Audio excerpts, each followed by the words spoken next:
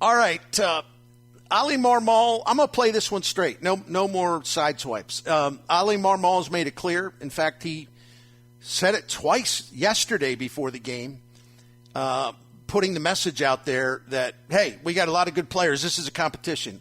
We got people down below talking about the minor leagues. This is a competition. And he's basically saying, because of what happened with Tyler O'Neill, it's like the competition's wide open again. You know, he started as the center fielder. I don't know what he's going to have to do to reclaim that. He'll certainly get an opportunity. Marmol's not going to just, bury the guy. But if we take that at face value, and he really, really, really wanted to make that point, who's going to benefit the most by Tyler O'Neill sort of having a falling out with the manager and is no longer, as far as we know, no longer considered the primary, almost everyday starter in center field? So who's going to benefit? I think we know one guy that's already benefited because he was in the lineup yesterday. Right? Dylan Carlson? That's right. Yep. He has been given a new lease on life, because I kind of thought it, at least my feeling, Bernie, was coming out of spring training, Dylan's kind of pushed off to the side. He was. We'll see what you can do. And he had an okay spring. He didn't have anything that wowed you, that you said, oh, he's earned a spot. You just go, okay, you're all right. You're not great. He hit with some power from the left side, which was really a good, encouraging sign. So I think he's given that opportunity. We got a text just come in. Dylan Carlson will. There you go. The listeners have already chimed in. They're on it. Yeah. Listen, the Cardinals and Ali Marmol love Alec Burleson, and we're starting to see why they do, because guy can just flat out hit. Yeah, I mean, just flat out hit, and he's only going to get better and better. And I think Alec Burleson benefits from it, because if Dylan Carlson's going to be in center field more often, that opens, in theory, more playing time in left field maybe. He'll get more swings. It all depends on what Marmol feels about O'Neill and how he has to, in effect, re-earn the job. I think that some of I was looking through some, and I'm not going to read numbers, so I was looking through some sort of deep dive stats. And, I think part of their unhappiness with O'Neill, and this could actually apply to the analytics people, and it could be a factor in why they don't think that he's pushing it 100%, because fear of popping another hamstring, which I completely understand the mentality there, because all we do is make fun of him and rip him because he's always hurt. How many times have I done that? He wants to be on the field, but in his mind it means, well, he's just going to have to be more careful. Because when he sprints like a demon, the chances of him getting hurt are much higher. But he's still going to have to turn it loose. And if he blows a hamstring, well, he blows a hamstring. The managers made it very clear what they expect from him. But anyway, let me go back. There's not much to go on, and technically, he's like literally. And again, we're talking 6 games, but his play in center field is like average, and there's nothing wrong with average, because by the way, your defensive profile does not mean a damn thing until you play a couple, 3 months of baseball. I'd say 2 months maybe. But the one thing. And I remember this play. Don't ask me to tell you whether, I think it was definitely in the Toronto series. And some of the deep dive data shows this. Like he has not gotten a great jump on shallow balls hit the center. And I got to say, there was that one of those Toronto games. It might have been the Sunday afternoon game. I don't know. There was a kind of a soft fly ball hit to center, and I thought, man, he's a little slow getting on the horse here, I didn't say that to rip him. It's just an observation. And that soft liner fell for a single. And if now knowing what I do now, that's probably a play that the manager and other people circled and said, well, that ball's got to be caught. And you know what? They're right. So, I mean, I'm no terrorist here. I just thought that Marmol really mishandled the aftermath of his anger and frustration with O'Neill in the base running play. And, because it's one, you throw him under the bus once, then you come back the next day and do it again instead of keeping things private, which is the way it should be handled. But this has probably been building a little bit. I don't know what the answer is because, frankly, I'm not going to dismiss O'Neill's effort to be more available for his team. He's tired of being hurt. He's tired of people making fun of him. He's tired of having his career sidetracked. And here's what I would ask as a devil's advocate, Jim, and I want to know what you think about this. Sure. Now, his sprints, I check this out because I check out everything rather than just making up some narrative that, fits my agenda or something. His sprint speed is down this year, okay? But he was in the 97th percentile last season, all last season, when he played. That's the point. He blew out the hamstrings 2 times. Second time, and he was really heating up, but it prevented him for making the playoff roster. So do you blame a guy when, he's like, well, what can I do to stay on the field longer? Now, maybe he's getting advice from his own trainers, his agent, I don't know. It's like, you're in better shape now in terms of your flexibility, but you got to have a little caution. You can't just go full speed every single time. Now, I know some of our listeners are hearing that, and they're like, man, you're full of it. They're obligated to go full speed all the time. Not really. Let me bring back a figure of the past. And before I say this, in no way, shape, form, or manner am I comparing Tyler O'Neill to Albert Pujols. But when Albert Pujols, put on a little weight, he was still a young player, but put on a little weight. He suffered calf injuries. He may have had a hamstring in there. His legs were not good, even as a younger guy. I'll never forget, there's a couple summers in a row, and actually it continued the whole time he was here. Albert Pujols would hit a ground ball. Was he going full speed? He's, basically trotting down to first base. I'm talking about a hard hit ground ball. Right. No, he sort of calibrated himself because he was trying to protect his legs. And Tone, he explained it to me one day, and I completely understood. Because don't you want him in the lineup as much as possible? Do you really want Albert Pujols on the at that time injured reserve all the time? No, the responsible thing for him was to be careful, be a little cautious. Don't risk injury because you're basically sprinting down to first base on an automatic ground ball that you're going to still be out by 10 feet. And La Russa was adamant about that. In fact, La Russa told him to keep doing that. And yet, I'll never get over. I mean, and emails, and you go into some fan forums, and they're just savaging Pujols because he doesn't run hard.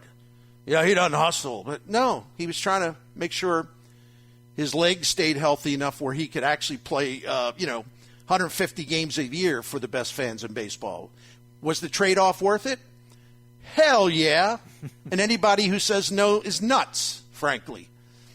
Now, here's what I wonder about, and I hope we get a chance to find out. And this is where there's sort of a parallel with Pujols. People that have a brain didn't care how hard he ran to first base. They cared that he was batting third or fourth in the lineup, 75, 80% of the games. That's what they cared about, as they should have. Greatest hitter of his generation. If Tyler O'Neill ever could get himself back to what he was in 2021, which is not exactly, 25 years ago, if he could just get back into that hitting form that we saw in 2021, here's a question: would Ali Marmol, would the front office, would Pop Warner, would anybody, would fans, would anyone in the media that's now dogging him, would they give a rat's you know what that he, instead of running 100%, he's running maybe 85%? Would anyone give a damn if he's hitting home runs, hitting doubles, hitting for a huge slugging percentage, on base, all that? Would anyone be complaining about how hard or fast he's running? The answer, no, they would not. So that's the key. Or they might now, because Marmol brought so much attention to it and made it bigger than it was and hung him out to dry. So now, even if the guy gets back in the lineup and starts mashing, you're going to have people like, these, wannabe baseball coaches or managers. He hits a double. And, did you see that? He kind of slowed down. Well, yeah, I'm glad he did. Because I remember the game at Fenway Park last year, I think it was last year, where he pulled the hamstring, and that one kept him out a long time because he was going full bore in the second base, sprinting towards second on a double. So what was the point of that? He was going to make it anyway. See, that's the kind of stuff I don't think enough people take into consideration. And the Cardinals, as long as Albert Pujols was the hitter he is, they're never going to say a word about how fast he ran the bases, because it would have been stupid. Tyler O'Neill ain't Albert Pujols, but if the 2021 Tyler O'Neill starts doing what he did then, the 2021 version makes a return, how much fussing do you think we're going to see or hear about how fast or how not fast he's running the bases? He's never going to be slow. The problem here, in fact, he's in the 70s. He's about the 80th percentile so far, like in terms of sprint speed, rather than where he's been, the 97th. So his wheels have slowed. There's no doubt about it. But if he was hitting and hitting and hitting and hitting, I don't think a lot of people would care about the drop in his sprint percentage, because you know what? If you're in the top 8, if you're in the 80th percentile, this is another thing that's stupid. You're running fast. You are running fast. You're running faster than all but like 20% of Major League Baseball players. So is that a trade-off that makes sense if he protects himself a little by just not going like a maniac every single time to try to preserve those fragile hamstrings? He's in the 80th percentile of base runners in the first week. That's really, really great. So a lot of this, the more I dig into this, the more I look at it and I say, a lot of this just simply doesn't make sense. But it's up to Tyler O'Neill to hit and to be a force in that lineup. And if he can do that, ain't nobody going to care how fast he's running, as long as he's not outright jaking it and loafing, which he absolutely did not do the other night. It was just a weird play, and it was made worse by incompetent decision made by the third base coach. You know who had the strongest arm in the major leagues last year? Ronald Acuna Jr. 97 miles an hour. Guy throws like, his arm is like a Jordan Hicks arm, except it's better. He can throw strikes with it. Yeah. And so anyway, I wanted to throw all that out there, but I think definitely Carlson's got the jump on this if this thing is indeed wide open. And, if the manager wants to maybe further diminish O'Neill's value, it'll be interesting to see how the front office thinks about that privately, because they also remember Ali Marmol making Tyler O'Neill sound like the second coming during spring training. So this is all kind of interesting. Would you trade off? Let me ask you, Jim, and anybody else who wants to text this. And I know we got to go here, but would you trade off? Would you make that trade off if you know he's hitting and he is hitting and he's closer to what he was in 2021?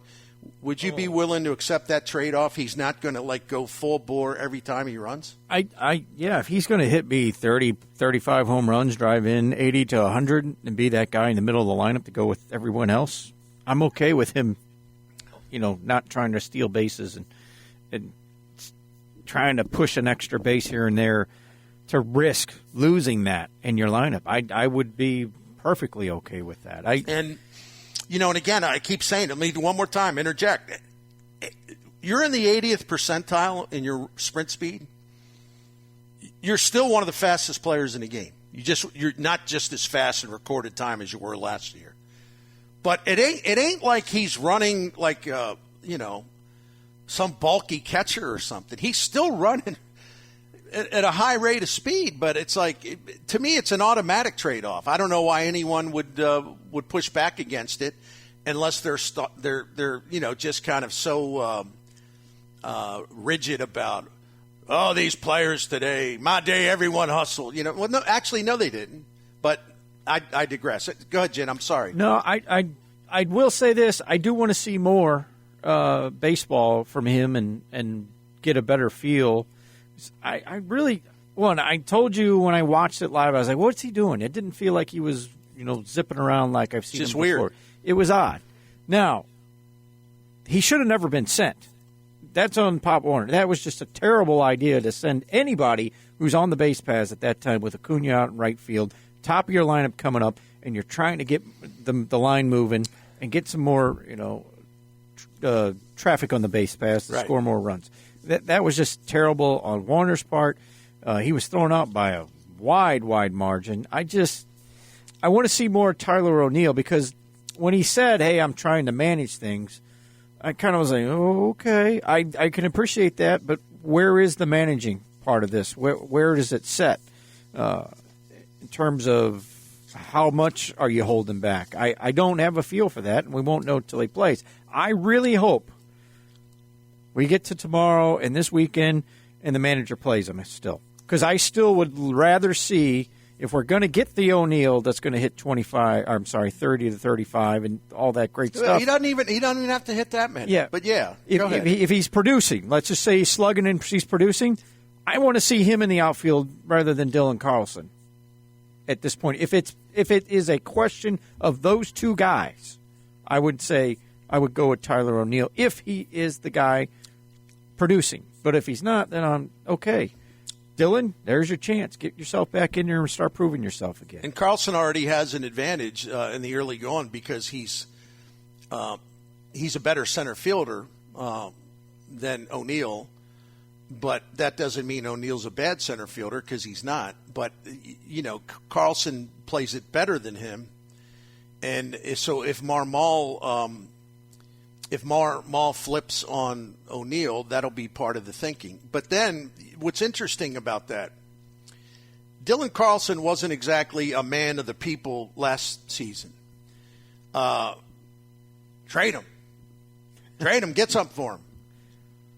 San Diego, whatever if you got to get Soto, you got to make sure give him up, get this guy out of here. So what's interesting to me, if he sort of takes over in center field and maybe O'Neill's relegated in left, maybe it's a platoon system, I don't know. I'm jumping way ahead in the game here, and if Dylan Carlson doesn't jump on the opportunity offensively and make the best of it, then so guess who's going to incur the wrath of the best fans in baseball?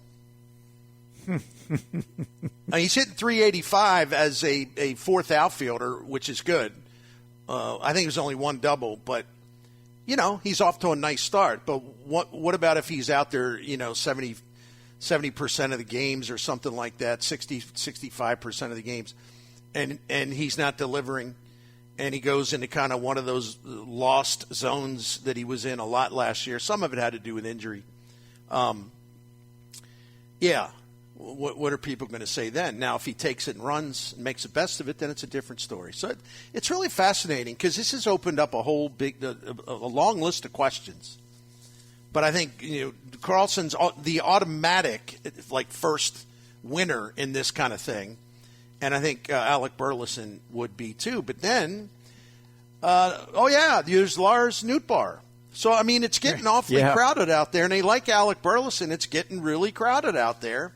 So maybe Mo's going to have to get a little more active on the phone. Just a thought. Oh yeah, that's a real possibility. We're talking here mentioning that Carlson's taken advantage. I think the guy who's taken advantage of more than anything so far for me has been Burleson because of the injury to Nootbaar. Last year when he was called up, I was like, yeah, okay. I know he could hit down on AAA, but he hasn't taken off here, and he wasn't getting a whole lot of opportunity. He's been given the opportunity now, and boy, you really like what you see. And you go, well, he needs to play more. Yeah. So there's a lot of opportunity for a lot of different guys out there. When you have a really good hard hit rate, the offense will come. And that's what, unfortunately, too many people refuse to accept that premise. But it's true because every statistic you want backs that up. And Burleson's got that. And we've seen it already, the way that home run carried, for example. You're like, wow. Uh-huh. It had some sizzle on it. That's why it carried. It didn't look like it was going to maybe make it over, but that ball had a lot of life because he struck it really hard.